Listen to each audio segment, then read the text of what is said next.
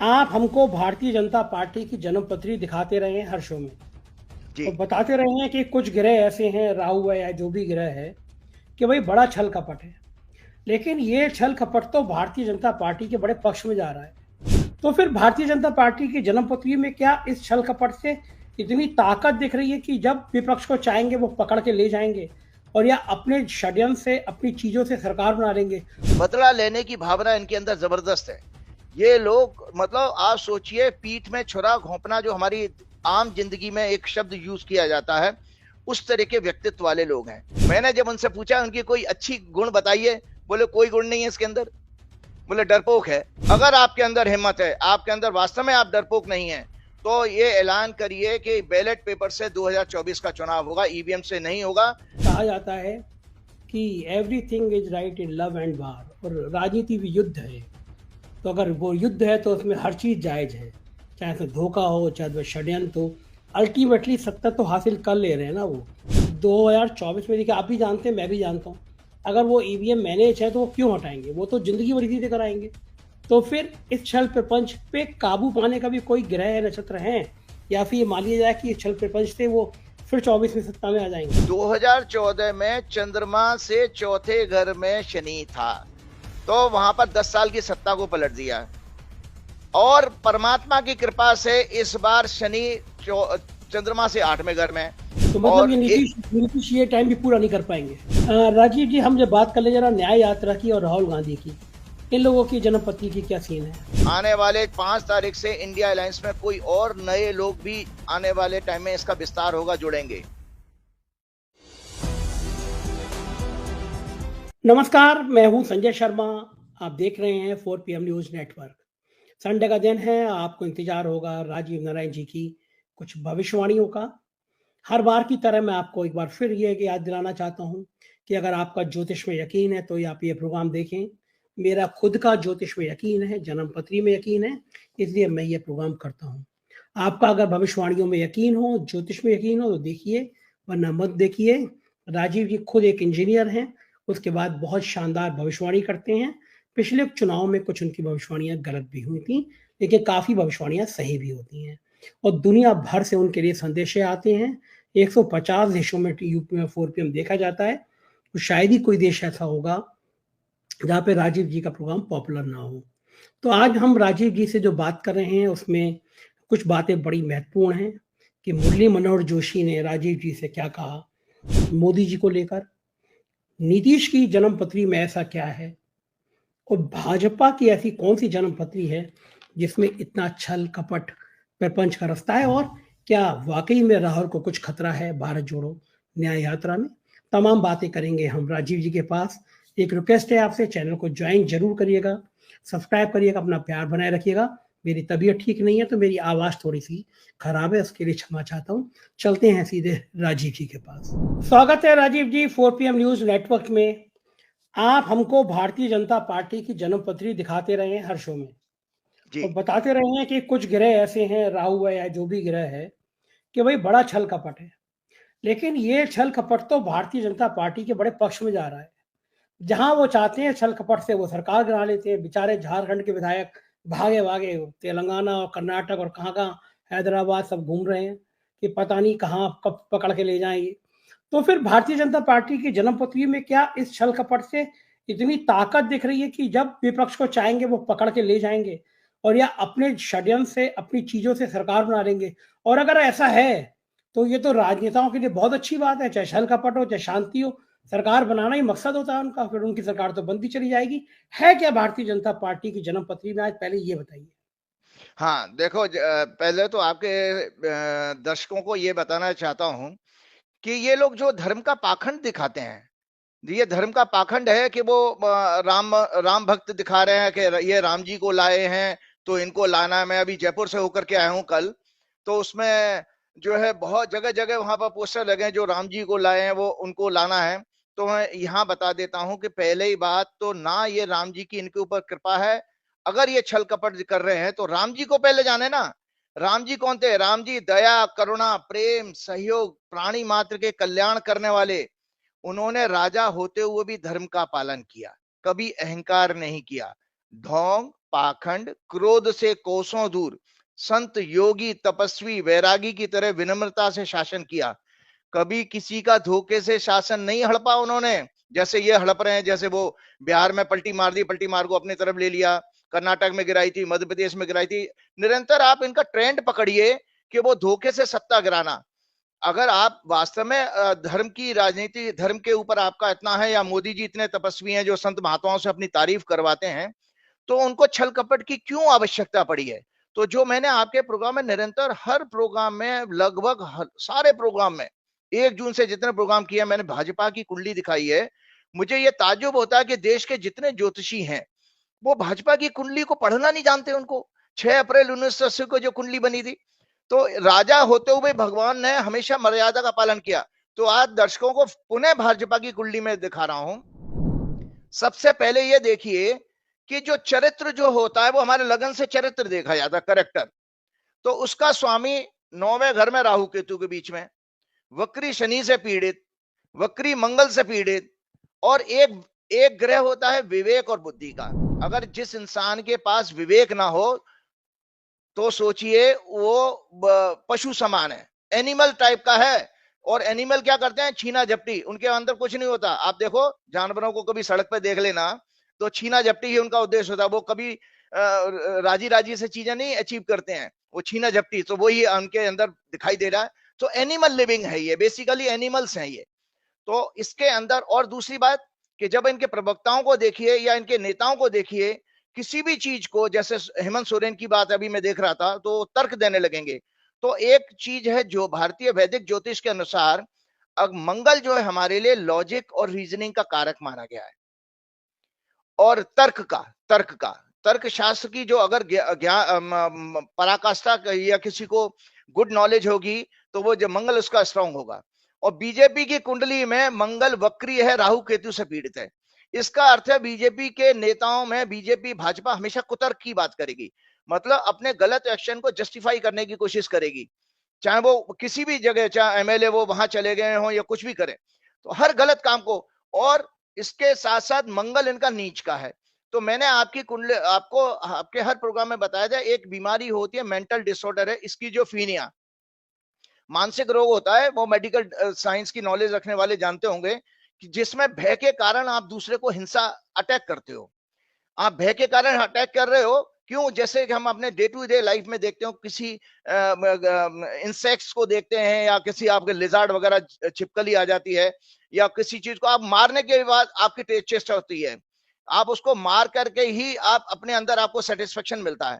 तो यही चीजें इनको सीधे सीधे कहीं सत्ता इनके हाथ से जा रही है। और एक और बीमारी होती है, फोबिया। तो भाजपा की कुंडली में चूंकि चंद्रमा नीच का है, और वक्री मंगल, मतलब पीड़ित मंगल से, राहु केतु से पीड़ित मंगल से फिर चौथी दृष्टि से पीड़ित हो रहा है। इसका अर्थ यह हुआ है कि ये लोग विंडिक्टिव बहुत है, बदला लेने की भावना इनके अंदर जबरदस्त है।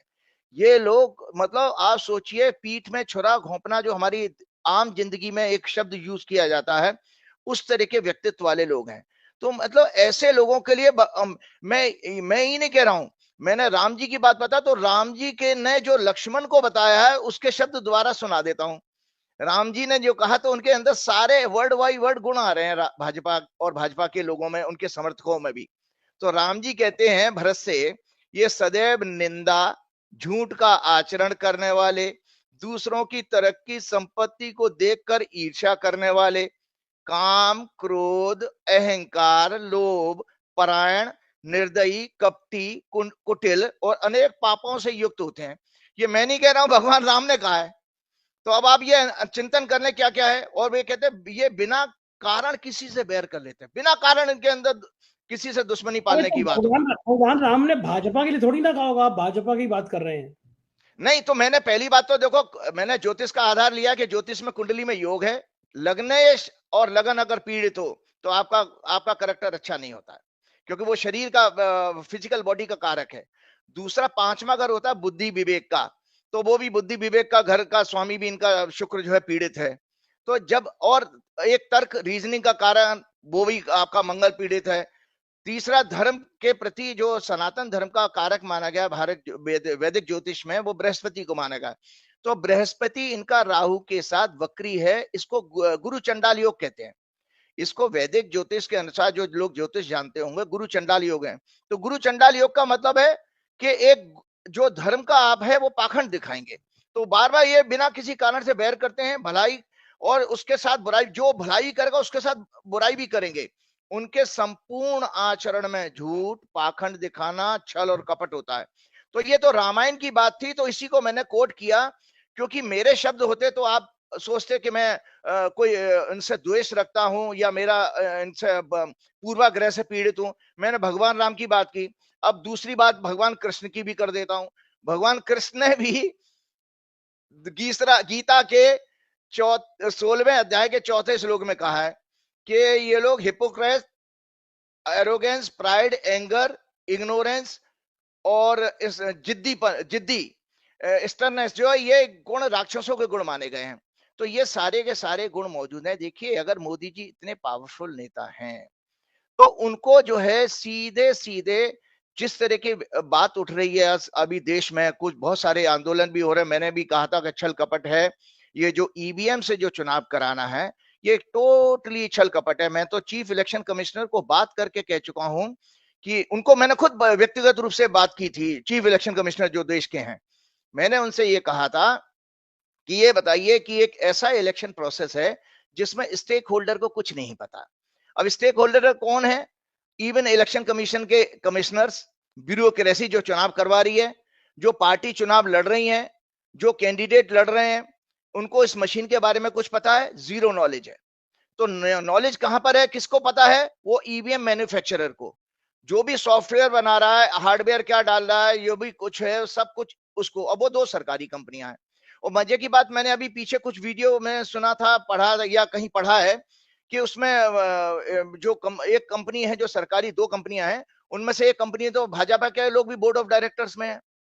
भाजपा के लोग पदाधिकारी उस कंपनी के बोर्ड ऑफ डायरेक्टर्स में है। तो ऐसी अवस्था में ये छल कपट से चुनाव जीतने जा रहे हैं। और इनकी ने अभी तक जो भी कुछ किया, 14 में किया हो, 19 में किया हो, लगातार आपने। और छल कपट का एक और ताजा ताजा उदाहरण बता देता हूं, जो मेयर का इलेक्शन चंडीगढ़ में हुआ, आपने देखिए, ईवीएम तो छोड़ो, खुलेआम बैलेट पेपर में भी आपने उसको छल कपट से चुनाव को जो है पलट दिया।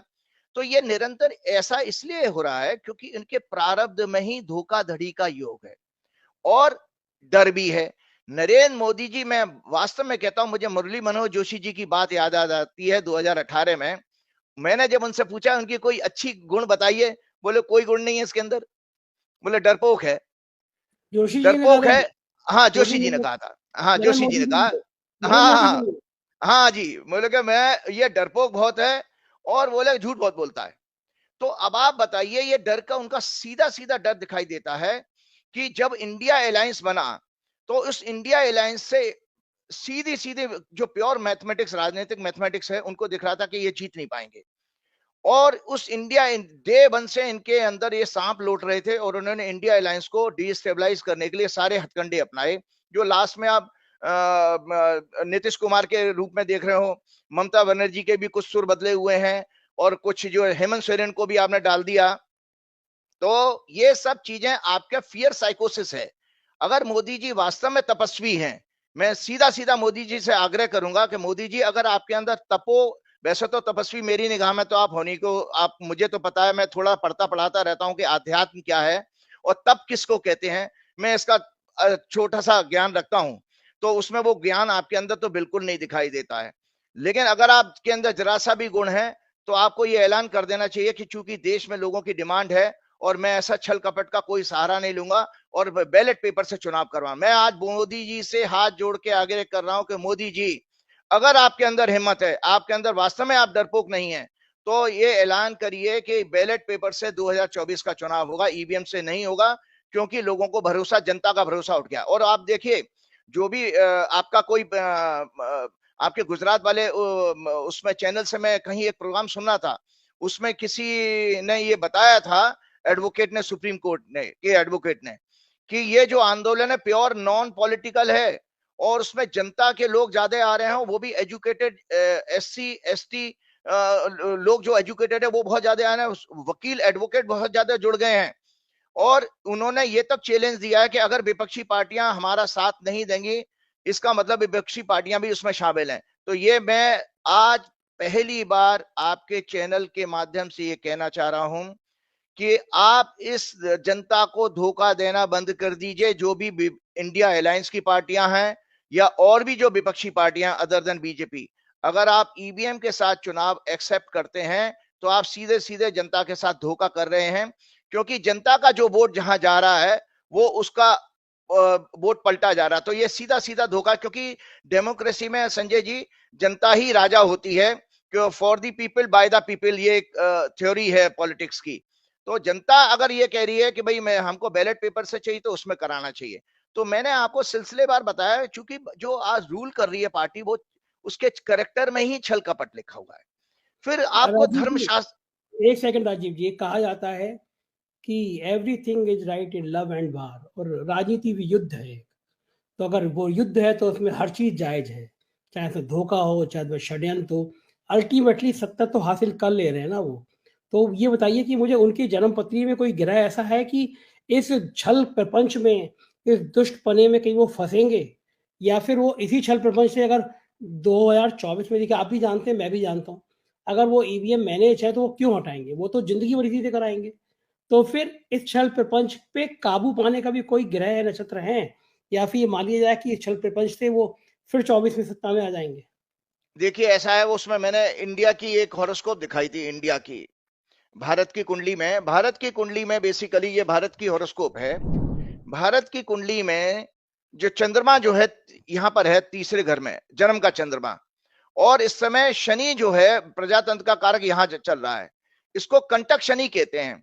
कंटक शनि जब होता है चंद्रमा से चौथा या चंद्रमा से अष्टम शनि हो, तो ऐसे में सत्ता परिवर्तन कराता, मतलब डेमोक्रेसी में जो भी रूलिंग पार्टी है वो वापस जाएगी। 2014 में आपको इंटरेस्टिंग बताता हूं, 2014 में यूपीए गवर्नमेंट क्यों गई। 2014 में चंद्रमा से चौथे घर में शनि था, तो वहां पर 10 साल की सत्ता को पलट दिया। और परमात्मा की कृपा से इस बार शनि चंद्रमा से 8वें घर में। तो एक कंटक शनि का सिद्धांत मैं अगर उसको देखता हूं तो उस नाते इनके सारे छल कपट के बावजूद इनको चुनाव में सफलता नजर नहीं आ रही है। ये पहला है। हालांकि फाइनल प्रेडिक्शन तब की जानी चाहिए टेक्निकली जब चुनाव इलेक्शन अनाउंस होंगे, वो बेस है। लेकिन मैंने एक ग्रहों का संकेत बताया, अष्टम शनि होने के कारण चंद्रमा से ये सत्ता में जो है परिवर्तन का संकेत दे रहा है, और यही इनके अंदर डर है जिसके कारण उन्होंने ये तोड़फोड़ की है। लेकिन मेरा ऐसा मानना, मैं बता दूं, बृहस्पति जो है इस समय विवेक के कारण अप्रैल के महीने में जब चुनाव होगा आपका मई में होगा, ऑलमोस्ट अप्रैल के महीने में बृहस्पति लगन में आ जाएंगे भारत की कुंडली में, जो मैंने अभी कुंडली दिखाई है। तो लगन में आने का मतलब है, एक शुभ ग्रह का लगन में आने का मतलब है पूरे भारत की देश में एक विवेक और विवेक का जो है धारा प्रवाह हो जाएगी, नैतिकता प्रिवेल करेगी। तो इसके नाते पब्लिक जो है इनको सपोर्ट नहीं करने जा रही है। यही रीजन है संजय जी कि आप राम मंदिर का मुद्दा मैं देखकर मैंने आपको बताया कि इनको बिल्कुल सफल नहीं गया है, जिसके कारण इनको छल कपट करनी पड़ रही। अगर इनको राम जी का इतना आशीर्वाद मिल रहा था तो नीतीश वाला कांड नहीं होना चाहिए था, और हेमंत सोरेन का भी कांड नहीं होना चाहिए। हेमंत सोरेन का कांड से एक प्रेडिक्शन आज मैं नहीं दे रहा हूं, क्योंकि हेमंत सोरेन की ओथ को मैंने किसी पत्रकार, बहुत सीनियर वरिष्ठ पत्रकार हैं, उन्होंने हेमंत सोरेन के मीडिया एडवाइजर को मेरी कैलकुलेशन वाला टाइम भेजा था ओथ का। तो वो 4 साल वो सरकार क्या नाम है चली है। और इंटरेस्टिंग बात बताऊं आपको, उस सरकार में मैंने हेमंत सोरेन की जो भी कुंडली मुझे को मिली थी उसके नाते मैंने मेरी प्रेडिक्शन थी, मैं ट्वीट भेजूंगा आपको कि हेमंत सोरेन का राजयोग आ रहा है।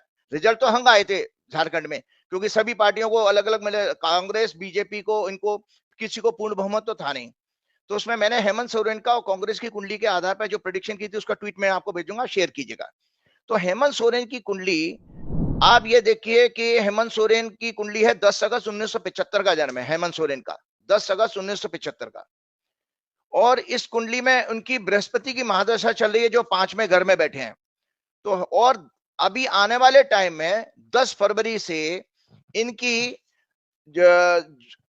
बृहस्पति में सूर्य में शुक्र की दशा शुरू हो रही है। तो हेमंत सोरेन को 10 फरवरी के बाद, एक लेटेस्ट प्रेडिक्शन है, 10 फरवरी के बाद जुडिशरी से इनको रिलीफ मिलने जा रही है। आने वाली 10 फरवरी, आज 3 फरवरी हो गई, 10 फरवरी से लेके 27 मार्च तक शुक्र का पीरियड रहेगा, और शुक्र इनके 9वें घर में है जो जुडिशरी का हाउस होता है। तो हेमंत सोरेन की कुंडली की मैंने भविष्यवाणी आज ये की है कि हेमंत सोरेन को लीगल रिलीफ मिलने जा रही है, हेमंत सोरेन वापस आएंगे। और जो झारखंड की मैंने जो ओथ की बात करी, तो ओथ में जब हमने जब कैलकुलेशन देते हैं कि सरकार रुकनी चाहिए, तो इंटरेस्टिंग पार्ट ये है, हेमंत सोरेन के ग्रहों के कारण हेमंत सोरेन लीगल फंसे हैं, लेकिन सरकार तो झारखंड की में अभी भी उसी पार्टी की है, सरकार तो नहीं गिरी ना। तो ये दर्शक ये माने कि मेरी कैलकुलेशन कितनी सटीक थी कि सारे षड्यंत्र के बावजूद भी सरकार अभी भी चल रही है उन्हीं की, ठीक है। आपने और आपने एक ट्वीट नीतीश को लेके भी किया है कि नीतीश ने इस बार भी जो शपथ ली है वो ठीक नहीं है, ग्रह ठीक नहीं है। जी बिल्कुल, मैंने कहा कि नीतीश ने जो चर लगन में शपथ ली है, और नीतीश कुमार ये अपने इस कार्यकाल में फिर दोबारा से ये सरकार पलटी जाएगी, और ये सरकार का टेन्योर पूरा नहीं हो पाएगा। वो ट्वीट में मैं शेयर करूंगा, आप जरूर शेयर कीजिएगा। नीतीश ने चर लगन में शपथ ली है, कर्क लगन में इन्होंने शपथ ली थी। तो मतलब ये नीतीश ये टाइम भी पूरा नहीं कर पाएंगे, ये टाइम पूरा नहीं कर पाएंगे। और नीतीश के साथ लगातार मेरे 2 प्रेडिक्शन पहले भी नीतीश के साथ पूरी हुई हैं। पहली जब उन्होंने उसके साथ बनाई थी अपने पहली सरकार, जब गठबंधन था ना, उसमें आपके लालू जी के साथ जब मिलकर चुनाव लड़े थे, उस समय भी मैंने 2015 में थी शायद, तब भी मैंने प्रेडिक्शन की थी कि नीतीश ये सरकार गिरेगी। उसके बाद नीतीश ने दोबारा जब सत्ता में आए बीजेपी का, तब भी मैंने कहा। तो अभी भी नीतीश के साथ पता नहीं क्या प्रॉब्लम है, वो गलत लगन में शपथ ले लेते हैं बार बार, इसीलिए वो पलटी मार बन गए हैं बेचारे। उनके साथ नहीं, उनके ग्रहों ने उनसे कराया है। राजीव जी, हम जब बात कर ले जरा न्याय यात्रा की और राहुल गांधी की, इन लोगों की जन्मपत्री की क्या सीन है? बहुत अच्छी बात आपने कही। देखिए, राहुल गांधी की कुंडली जो मैंने आपको दिखाई थी, राहुल गांधी की कुंडली में अभी मंगल कल परसों 5 तारीख को मंगल चेंज होने जा रहा है राहुल गांधी की कुंडली में, वो 10वें घर में आ जाएगा उनका, और प्रतिष्ठा का घर है उनका, प्रतिष्ठा के घर का स्वामी है, मेष राशि का स्वामी होता है मंगल, और वृश्चिक राशि का स्वामी है। तो राहुल गांधी की कुंडली 3 अप्रैल क्या नाम है 5 फरवरी के बाद, 5 फरवरी से लेके 25 मार्च तक का पीरियड राहुल गांधी के लिए एक बेहतरीन पीरियड है, जिसमें उसको बहुत सफलता मिलने वाली है, उसकी यश और ज्यादा बढ़ने वाला है ये राहुल गांधी की कुंडली में। और राहुल गांधी के अंदर जबरदस्त करेज क्यों है? बिकॉज उनके मंगल के कारण है, और उनका चंद्रमा भी धनु में है, और जो चंद्रमा मंगल को देख भी रहा है। तो कर्क में जो मंगल आ रहा है वो मंगल उच्च का होता है, तो ये राहुल गांधी के चौथे घर में जा रहा है जो सत्ता की तरफ है। राहुल गांधी बहुत अच्छी अपनी कांग्रेस पार्टी और इंडिया अलायंस के लिए भी जो भी। और एक और चीज बता देता हूं, इंडिया अलायंस की कुंडली इतनी कमजोर नहीं है, मैं आपके दर्शकों को दोबारा बता देता हूं। अगर ये उन्होंने जो टाइम दिया, मैंने विकिपीडिया से लिया, अगर ये टाइम करेक्ट है, इंस्पाइट ऑफ द नीतीश चले गए हों, लेकिन अभी भी इंडिया अलायंस के जो भी पार्टनर हैं, और एक और चीज मैंने इंडिया अलायंस में देखी है, आने वाले 5 तारीख से इंडिया अलायंस में कोई और नए लोग भी आने वाले टाइम में इसका विस्तार होगा, जुड़ेंगे। एक नीतीश गए, लेकिन कुछ लोग जो बीजेपी से नाराज होंगे वो इलेक्शन के टाइम, अभी इलेक्शन अनाउंस तो होने दीजिए, इंडिया अलायंस खत्म नहीं होगा, इंडिया अलायंस का विस्तार भी होगा, और इंडिया अलायंस के लिए 5 फरवरी से एक बेहतरीन टाइम शुरू हो रहा है। इन बातों को छोड़ दीजिए जो मीडिया में चलता है कि वो ममता ने ये कह दिया, वो कर दिया, ये सब चीजें प्लांटेड स्टोरी हैं, या हो सकता है कि नेताओं की, जो विपक्ष के नेता हैं, उनकी स्ट्रेटेजी हो, सो दैट बीजेपी को कोई मौका ना मिले किस चीज का करने का। तो मैं इंडिया अलायंस के लिए भी मैंने बताया बहुत अच्छा है। और आप बताता हूं भारत जोड़ो यात्रा का, 4 फरवरी से भारत जोड़ो न्याय यात्रा की जो दशा शुरू हो रही है। पहली बात तो आपको बताता हूं, भारत जोड़ो न्याय यात्रा, हालांकि इनका पहले ओरिजिनल समय 12 बजे का था, फिर बाद में 3:45 पे इनकी शुरू हुई है। ये जो लगन बना मिथुन लगन, ये राहुल गांधी की कुंडली में भाग्यस्थान है, तुला लगन के लिए भाग्यस्थान में होता है। तो इसका अर्थ ये हुआ कि ये राहुल गांधी के लिए फॉर्चून लेकर के आएगी। तो अभी तक आप देखिए 14 जनवरी से शुरू हुई है, आप लोग तो पत्रकार हैं, आप लोग सारी रिपोर्ट लेते रहते होंगे, कि जो बहुत अच्छा रिस्पांस मिला, मैसिव रिस्पांस मिल रहा है। और यही रीजन है कि नरेंद्र मोदी जी को सबसे ज्यादा घबराहट इस बात की है। एक बहुत इंटरेस्टिंग चीज बता देता हूं, आपके 4 PM की वजह से गुजरात के और पूरे देश के, दुनिया के लोग मेरे से जुड़े हुए हैं।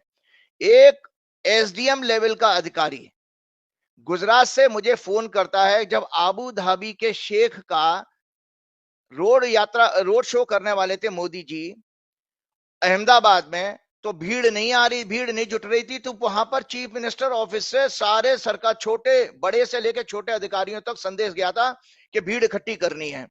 तो मोदी जी के रोड शो के लिए आबू धाबी के शेख के साथ गुजरात में, जो कि उनका खुद का राज्य है, जहां उन्होंने 12 साल 12.5 साल मुख्यमंत्री रहे और अभी 10 साल से प्रधानमंत्री हैं, उसके बावजूद अगर आपको भीड़ लाने के लिए सरकारी अधिकारियों पर दबाव बनाना पड़ रहा है, इसके विपरीत राहुल गांधी की कुंडली में क्यों, कि भारत जोड़ो न्याय यात्रा, उसके स्वतः, उसके स्वेच्छा से लोग उसके अंदर आ रहे हैं। तो ये जो मोदी जी को ये जो घबराहट है, वो बेसिकली राहुल गांधी की जो न्याय यात्रा को रिस्पांस मिल रहा है, वो मोदी जी के लिए सबसे ज्यादा और पूरी एंटायर भाजपा के लिए सबसे ज्यादा चिंता का विषय बन गया है, जिसके कारण ये सारे छल कपट कर रहे हैं। और आपको बता देता हूं कि देखिए, एक सुब्रमण्यम स्वामी जी हैं, जो भाजपा के ये अभी भी नेता हैं, बहुत वरिष्ठ हैं। उनके किसी प्रोग्राम में मैंने सुना था कि मोदी जो है अगर किसी से डरते हैं तो जनता से डरते हैं। तो आप यही देखिए कि ये जो न्याय यात्रा के सफल होने की वजह से ये मोदी जी ने ये बिहार की सरकार को भी टॉपिल किया, हेमंत सोरेन के साथ भी किया, या आगे भी कुछ कर सकते हैं। एक छोटी सी जानकारी दे दूं, मंगल के कारण, क्योंकि एक राहुल गांधी की सेफ्टी के लिए मैं प्रार्थना करूंगा कांग्रेस पार्टी वालों से, थोड़ा ध्यान रखें, क्योंकि वो जन्म के शनि पर दृष्टि जा रही है राहुल गांधी की कुंडली में। तो थोड़ा कोई छुटपुट ऐसी घटना हो सकती है जैसी उन्होंने असम में जो हुई थी तोड़फोड़ वाली, तो उसके ब्यूरोक्रेसी भारत की सरकार भी इसका ध्यान रखे और कांग्रेस पार्टी भी जरा ओवर क्या नाम है एक्टिव रहे इस केस में। कुछ मेरे को तकलीफ इसमें दिखाई देती है। ठीक है राजीव जी, आखिर में मैं आपसे बस एक अनुरोध करना चाहूंगा, एक संवेदनशील विषय है। अभी पिछले दिनों घटना आई, दिल दहल गया, बच्चे ने कोटा में लिखा कि मैं इससे ज्यादा कर नहीं पा रहा हूँ, सुसाइड कर लिया। तो आप तो मेडिकल खुद इंजीनियर हैं आप, और मेडिकल योग और वैदिक चीजों का मेडिकल तो जोड़ के बताते भी हैं। ये डिप्रेशन क्यों आता है बच्चों के मन में, और क्या अध्यात्म या किसी चीज में ऐसा कोई राह है कि बच्चे ये सब ना करें? इसके लिए कोई लाइन है आपके पास में? जी देखिए, ऐसा है कि ये मैं पुस्तक दिखा रहा हूं, जो मैंने पहले भी दिखाई थी, प्लैनेट्स एंड एजुकेशन। इसके ऊपर हमने लगातार 3 बरस तक रिसर्च की है, और शिक्षा सब्जेक्ट्स के ऊपर। तो पहली बात बता दे तो भारत की जो हमारी जो भी कुंडली होती है, उसका 5वां घर जो है वो आपका एजुकेशन का होता है, 5वां घर। तो 5वें घर से क्या देखा जाता है, क्यों मेंटल इश्यू बन जाते हैं बच्चे, क्यों सुसाइड कर लेते हैं, उसका आज बच्चों के पेरेंट्स के लिए और सारे दर्शकों के लिए नॉलेज दे रहा हूं कि 5th हाउस से 5th house signifies fascination, thinking, logic and wisdom, emotions. For a sound mental health 5th house and 5th Lord should be strong. इसका अर्थ ये हुआ है। और दूसरा आपको बता देता हूं कि जो बच्चों को ये ध्यान रखना चाहिए कि दूसरा हाउस होता है हमारी कुंडली में, 2nd हाउस लगन से एंटी क्लॉकवाइज जब चलते हैं, वो होता है फैमिली का। तो पहला लर्निंग जो है वो वहां पर जो शुरू होते हैं, बच्चों को पहला जो शब्द देती है वो माँ देती है। तो इसलिए फर्स्ट लर्निंग का हाउस 2nd हाउस है, तो ये माना जाता है। और चौथा घर होता है घर के एटमॉस्फेयर का। तो इस मेरी आप सब लोगों से आज पूरे जो देश में जिनके बच्चे एग्जाम देने जा रहे हैं, उनसे कृपया करके ये प्रार्थना है कि एक दूसरा घर हमारा भोजन का भी होता है। तो बच्चों को इस दौरान जंक फूड से बचाना चाहिए। बच्चों को इस दौरान सिंपल फूड दें, और बच्चों से ज्यादा जो है उनको घर में एटमॉस्फेयर जितना कंड्यूसिव रहेगा, बच्चे के अंदर उतना ही जो है स्टडी के प्रति उसके अंदर उसकी जिज्ञासा और उसके अंदर अट्रैक्शन बढ़ेगा।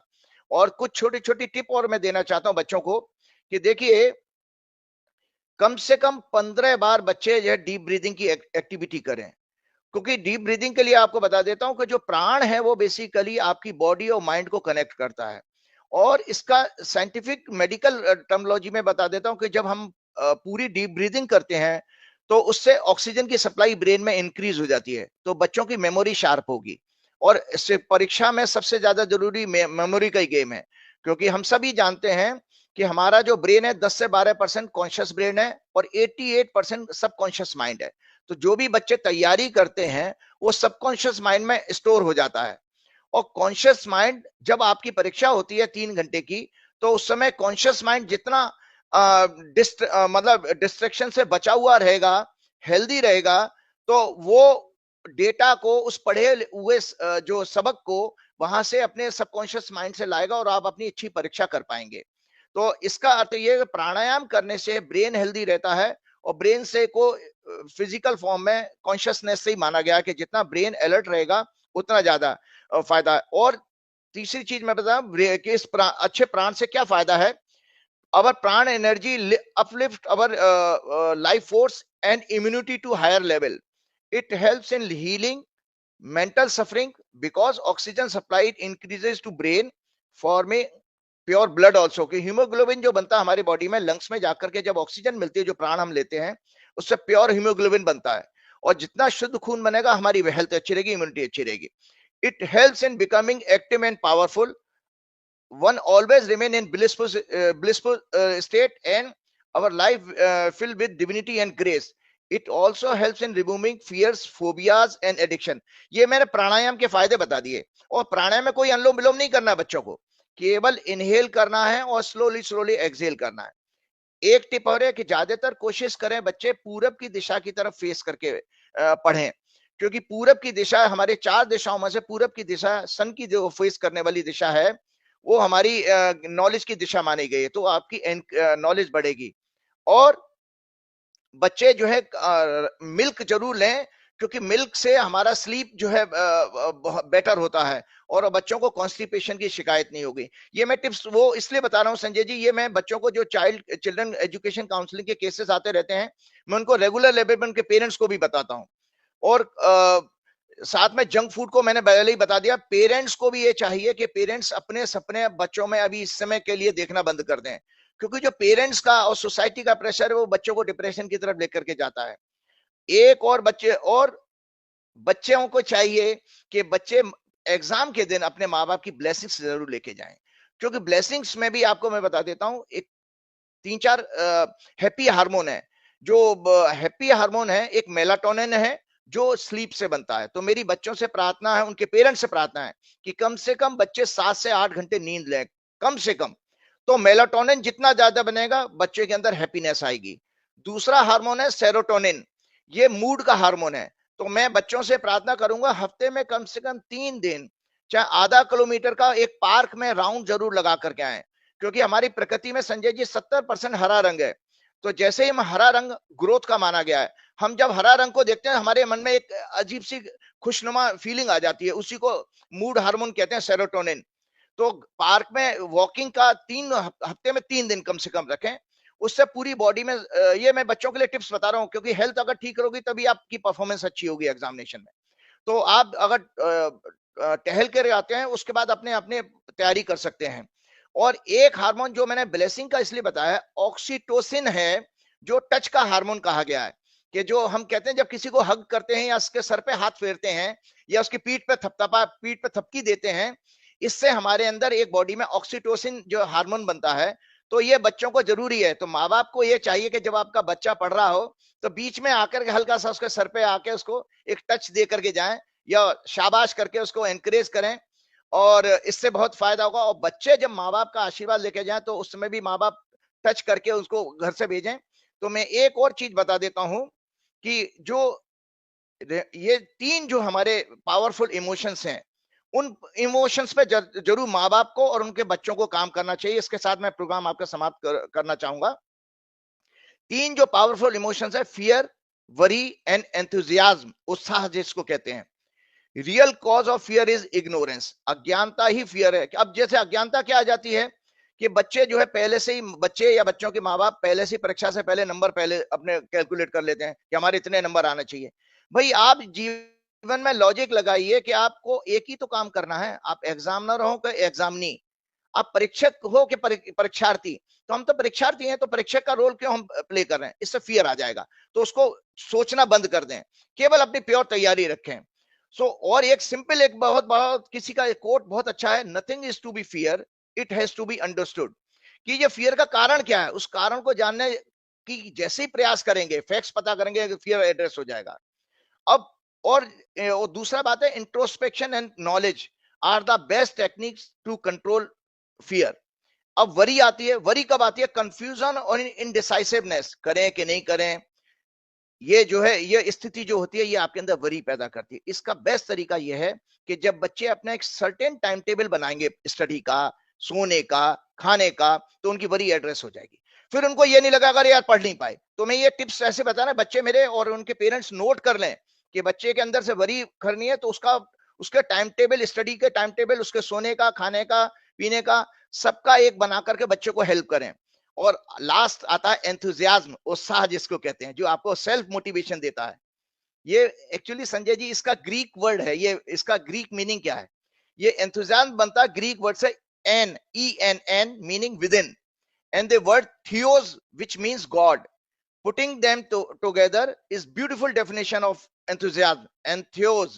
So strong connectivity with supreme father, मतलब within yourself क्या है? भगवान, आत्मा। तो इसके जैसे ही आप विदिन होना शुरू कर देते हो, तो आपके अंदर उत्साह वापस आ जाता है। इसीलिए मैं चाहूंगा कि बच्चे ना करें, अगर बच्चे केवल हाथ जोड़ें, तो एंथुजियाज्म आपके अंदर आए, आपका फियर एड्रेस हो। अगर आप कर सकते हैं तो एक छोटे से हनुमान जी की आशीर्वाद वाली फोटो और एक सरस्वती जी की फोटो बच्चों के माँ बाप चाहिए, उनके एक फोटो चिपका दें टेबल के आगे। और उन बच्चे कुछ नहीं करें, प्रेयर करने के लिए बच्चों से नहीं कह रहा, केवल हाथ जोड़ करके अपने रखें और अपनी पढ़ाई करें। बच्चों के निमित्त जो है माँ बाप जरूर प्रेयर करें, क्योंकि प्रेयर की कंसेप्ट ये है कि बच्चों की जो प्रेयर है वो माँ बाप को सबसे ज्यादा प्योरेस्ट प्रेयर होगी, तो बच्चों के माँ बाप की होगी। तो इस तरह से हम जो है अपने बच्चों को हेल्प कर सकते हैं इस स्टडीज में। उनका फियर एड्रेस हो गया, वरी एड्रेस हो गई, तो निश्चित रूप से बच्चों की इस तरह की दुर्घटना हमको नहीं सुनने को मिलेगी। बच्चे बहुत अच्छा परफॉर्म करेंगे। और मैं सारे परीक्षार्थी बच्चों को बहुत बहुत शुभकामनाएं देना चाहता हूं कि आप मस्त रहिए, कोई चिंता की बात नहीं है। बस परीक्षक बनने की कोशिश मत करिए, परीक्षार्थी रहिए। लास्ट में हनुमान जी की प्रार्थना के साथ जो है, मुझे याद वही है, आपको याद नहीं है? देख हाँ, लीजिए। मैं आपको नहीं, मुझे याद है कंठस्थ। मैं कभी कभी एक एक चौपाई ले लेता हूँ केवल प्रसंग में जो आता है। तुमरे भजन राम को तो पावे, भावे जन्म जन्म जन्म के जन्म दुख का दुख विश्राम है। विश्राम, अंत अंत काल काल रघुवरपुर जाई, जहाँ जहाँ जन्म जन्म हरि भक्त कहाई। मतलब आपका हनुमान जी का जो भजन है, सीधा सीधा राम को प्राप्त होता है, और राम का प्राप्त, और इसी से आपको हरि नाम और हरि कृपा आपको मिलती जाती है। जय श्री राम, जय हनुमान। बहुत शुक्रिया राजीव जी, धन्यवाद।